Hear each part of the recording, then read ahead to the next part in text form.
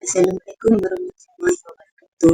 Saya Elfie Sahab Tiap Babang bernom Menteri C22A0162. Pada hari ini saya akan membentangkan tajuk daripada subjek SEN 2083 iaitu pameran koleksi.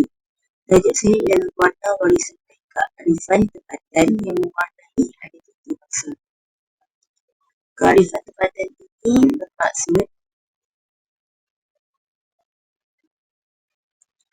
kearifan tempatan ialah kebijaksanaan masyarakat setempat dengan menyelesaikan kehidupan mereka dengan alam sekitar dan budaya yang diwarisi secara tradisi dan menjadi identiti bangsa.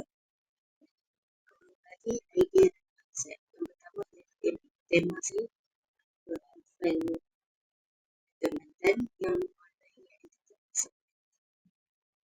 Yang kedua ialah maksud utama. Warna warisan ini dijadikan sebagai cerminan identiti budaya masyarakat tempatan. Seterusnya, elemen budaya. Elemen budaya yang digunakan dalam konsep ini ialah elemen budaya daripada tradisional Malaysia, iaitu digunakan dari segi pakaian, seni bina, makanan ataupun hasil craft. Ada bentuk yang digunakan dalam sketch ini adalah bentuk yang selaput dan digunakan untuk semua peringkat dulu.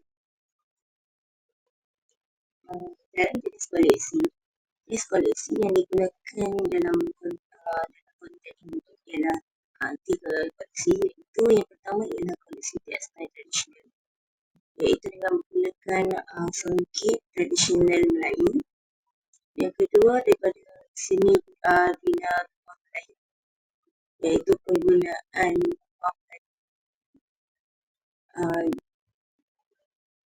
lama, dua jenis rumah Melayu lama. Yang ketiga ialah makanan warisan. Makanan warisan seperti nasi lemak, kuih muih.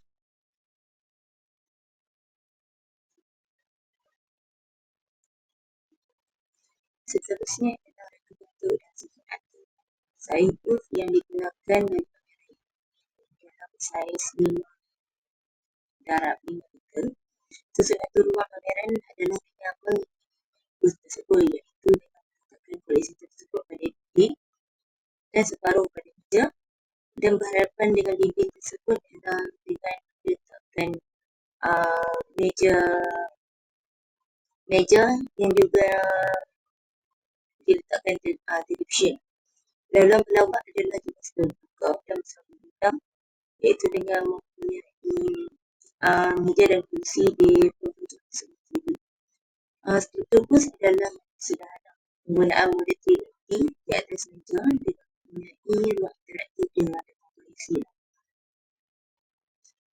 Bagi kualiti visual, yang pertama ialah papan tajuk. Papan tajuk yang diletakkan adalah pada dinding, pada bahagian dinding yang diletakkan bersama koleksi. Tajuk diletakkan pada bahagian bawah itu.